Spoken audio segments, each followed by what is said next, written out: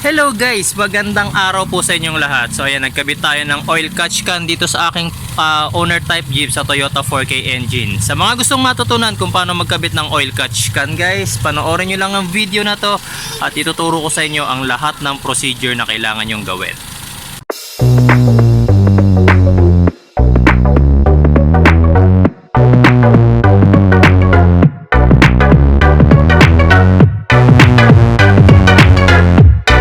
Before I begin guys, yung installation nitong ating oil catch can, please support nyo po yung second YouTube channel ko, yung Motorcycle World by Jeep Doctor. Ginawa ko yung channel na yan guys exclusively para sa mga tutorials ko pagdating sa motorcycle and any related topics pagdating naman sa mga motorcycle. So please guys, kung paano nyo ako sinuportahan sa channel ko nito na Jeep Doctor, sana suportahan nyo rin ako doon sa aking second YouTube channel, Motorcycle World by Jeep Doctor. Yes, sa mga magtatanong nga pala kung saan mabibili itong oil catch can na to guys, ilalagay ko na lang yung product link niya doon sa description box tsaka doon sa pin comment. Click nyo na lang po yung link para makita nyo kung magkano siya tsaka kung saan po siya nabibili. Guys, sa pagpili ng bibilhin ninyo na oil catch can, napakahalaga na una ay alamin nyo muna kung anong type ng makina ba meron kayo. May mga gasoline and may diesel engines tayo. So sa pagdating sa mga gasoline engines guys, may mga ito tulad itong oil catch can na ito, mapapansin nyo napakaliit ng kanyang inlet and outlet ports. Since gasoline siya, maliit lang naman talaga mga inlet ports ng gasoline engine. Unlike pagdating sa diesel, minsan malalaki yan, minsan mas malaki pa siya sa piso. So hindi nyo pwedeng i-compromise guys yung mismong purpose ng ating positive crankcase ventilation, or pagdating naman sa diesel engines ay yung breather. Sa pag-i-install kasi nitong ating mga oil catch can, from the word itself na oil catch can, ang purpose niya lang naman is to separate yung oil dun sa mismong air para hindi pumasok sa ating intake manifold yung langis, tapos hindi siya kasamang masusunog during combustion process kasi nga yung langis is naiipon sa ating oil catch can. Pero once na mag-install kayo ng oil catch can at nakaka-apekto na to sa performance ng inyong makina, let's say masyadong maliit yung butas ng inlet port, naka-apekto yun sa positive crankcase ventilation natin guys, mali yung pagkaka-install nyo or mali yung nabili nyong oil catch can. So before we begin guys, para mas maintindihan nyo, paandarin ko yung makina natin, check natin yung RPM, check natin yung vacuum reading nitong aking makina. And guys, so kanina pinainit ko na itong makina ko para mas mabilis yung ating video. So as of now, makikita nyo doon sa ating RPM gauge 79 to 80 times 10 yan, so 790 to 800 RPMs yung ating engine RPM during idle. Tapos kung mapapansin nyo dito naman sa ating vacuum, it's 20 INHG. Ayan, so hindi pa nakakabit itong ating oil catch can. I-record lang muna natin yung ating base settings dito sa ating makina without the oil catch can. Then titignan natin mamaya after installation nitong ating oil catch can kung ano yung mangyayari. Kung may mababago, pag nag-lower down yung ating RPM pati yung ating vacuum, ang ibig sabihin guys, hindi no-obstruct o napipigilan ng ating oil catch can yung performance ng ating positive crankcase ventilation. Sa paglalagay guys ng oil catch can, hindi naman nire-require na lahat ng makina ay lagyan yan. So ano ba ang indication guys na kailangan na natin maglagay ng oil catch can sa ating mga makina? So tignan nyo dito sa makina natin, meron yan dalawang hingahan, isang breather at isang PCV ang tinatawag. So itong part na to, breather yan. Originally kasi meron niyang hose papunta sa air cleaner or sa air filter housing ng ating carburetor, pero dito wala. Tinanggal ko kasing air filter housing para sa tutorial na to. Pero ito yung breather na tinatawag. So ang hangin dyan papasok mula sa labas ng environment, papasok ngayon sa ating makina. Tapos yung isa naman dyan is palabas. Mula sa loob ng makina lalabas yung hangin. Yun yung tinatawag natin na PCV, which is ito yon.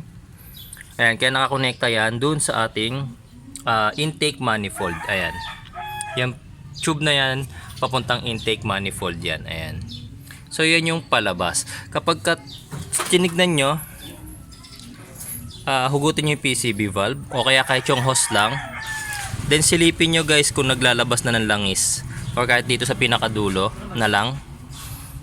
Ayan. Ayan, so makikita nyo tuyo pa yung hose ko. Wala kayong makikita ng langis dyan. Ayan, meron kayong makikita konting siguro mancha or anything, pero hindi yan talaga naglalabas ng langis. makikita nyo kapag ka naglalabas ng langis to, pag hugot nyo ng hose, halos may tutulupan langis dyan, o kaya pag hinawakan nyo to ng daliri nyo, makikita nyo basang-basa ng langis yung inyong daliri. So yun yung mga indication guys na kailangan nyo na magkabit ng oil catch can para ma-separate yung oil from the air, para hindi pumasok yung oil doon ulit sa intake manifold, kasi magsisimula na magsunog ng langis yung inyong makina. Siyempre, first thing na gagawin natin, bubuin na natin itong ating oil catch can. Kakabit na natin dito yung kanyang gauge. Ayan, since yung outlet, inlet and outlet port is nakakabit na, natatanggal to guys nung dumating to dito nakatanggal yan, so ako na lang nagkabit. Pareho yan, natatanggal. Ayan. Tapos itong gauge natin ikakabit lang. Screw in lang natin yan hanggang sa sumikip. Hand tighten nyo lang guys Ayan. Hindi siya pumantay. So ang gagawin ko, konti pa. Konti na lang. Ayan, sakto.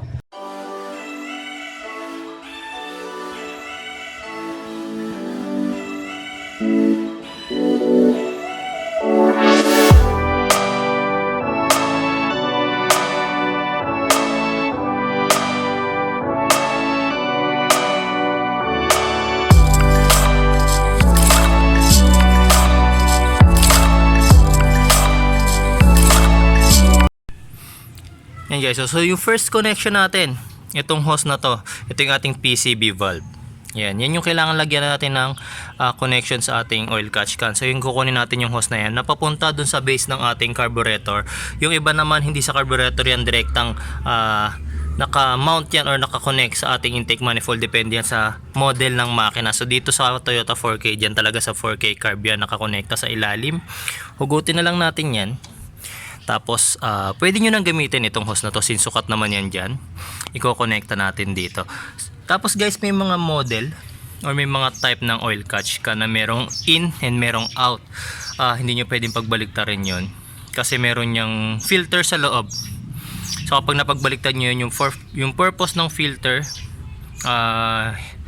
hindi magpo-function ng maayos. So kung napagbaliktad nyo yun, hindi rin maghihiwala yung oil. So pinakamaganda guys, use yung tamang position. Pero dito sa model na to ng oil catch can, wala yung in and out.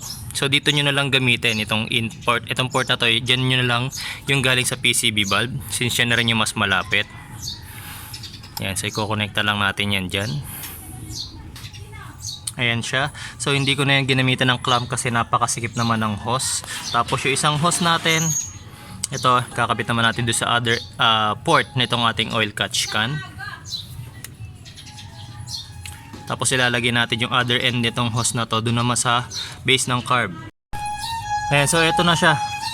Isang hose. Hindi ko na siya pinutol guys, kasi may paggagamitan ako nitong hose na to, kasi hindi rin naman ako dito talaga mag-i-install sa owner type jeep ko nitong oil catch can.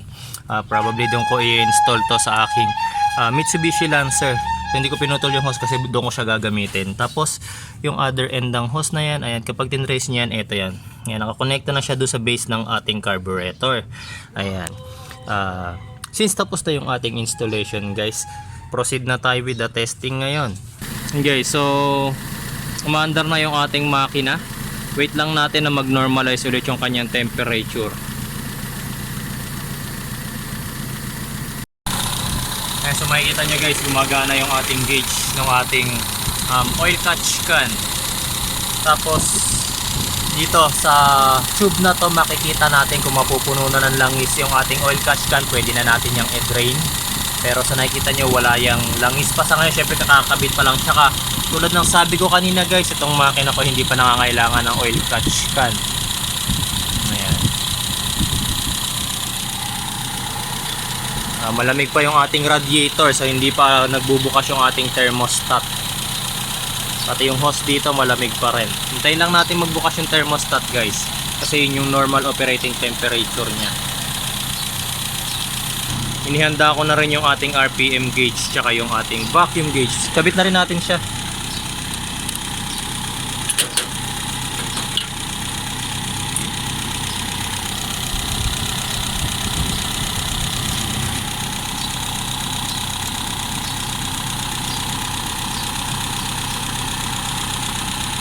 Ayan. Kahit cold start guys, makikita nyo ang laki agad ng pinagbago. Before natin ini-install yung ating oil catch can, 800 RPM lang to. Pero ngayon, tignan nyo, nasa 940 RPM na siya. Then check natin yung sa vacuum gauge, kabit natin to. Ayan. So hindi pa rin nagbubukas yung ating thermostat. Umaapaw na yung tubig sa aking radiator. Malamig pa rin yan. Kakabit lang tayo ng vacuum gauge.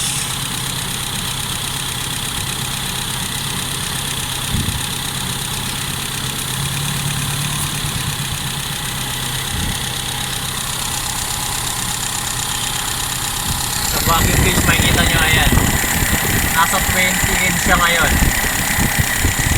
Pero kung nagkaroon ng drastic change dito sa ating makina ngayon is yung RPM, ang taas ng RPM nya. Wala nung kinabit natin yung ating oil catch can. Yan, so habang umiinit, 1020 RPM na yung ating makina. So hihinaan natin yan mamaya after nitong ating uminit tong ating makina. Wait lang natin. Kailangan kasi hanggang 700 to 750 RPM lang yan. Wala namang aircon, wala namang power steering itong ating makina. 700 to 750 RPM lang. Ayan, so bumukas na yung ating thermostat guys. Ayan, makikita nyo, bumaba na yung tubig, tapos nagsarado na ulit siya. Ayan, mainit na siya. Dumaan na rin yung mainit na tubig dito sa ating hose. Okay. Ito na yung final reading nya mula nung ikinabit natin yung ating oil catch can. Sa ating RPM, pumalo siya ngayon ng 1030 RPM.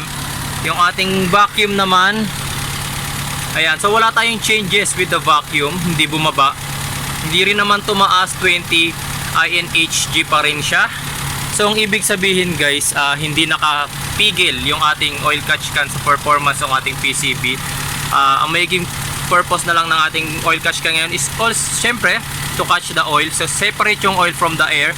Tapos dito sa dipstick natin, ayan, wala kayong makikita tumatalsik. Kahit tapat yung kamay ko dyan, ayan, wala kayong nakita tumatalsik. So indication yan guys na maayos yung ating nabiling oil catch can. And also ang titignan na lang natin dito guys, after several uses, siguro kahit mga 1 week or 1 month kung sakali man, kung magkakaroon ng oil dyan. Okay, so ibig sabihin ginagawa ng oil catch can yung kanyang trabaho, lalong lalo na kung naging visible na talaga dun sa inyong makina na naglalabas siya ng langis papunta dun sa ating intake manifold.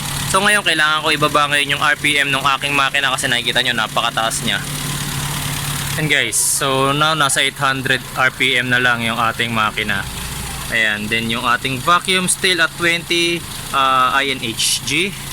And then dito naman sa ating oil catch can, may pressure gauge niya. Ayan, 0.4. Ayan, kilogram per cubic centimeters. As centimeter squared lang pala. Ayan. So nakita natin mas stable ngayon yung engine. Ayan.